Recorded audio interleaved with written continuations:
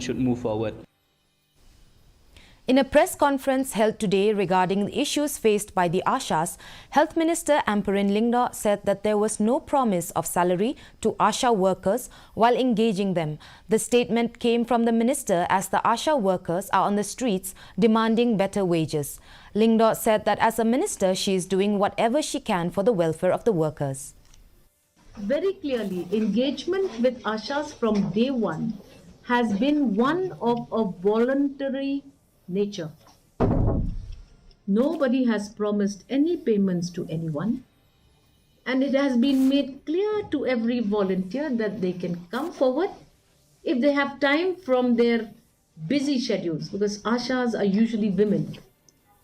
Whenever they had free time to contribute towards the improvement and upliftment of health in their own village. There was no promise of any salary. There was no promise of anything beyond the activities. East Khasi Hills Superintendent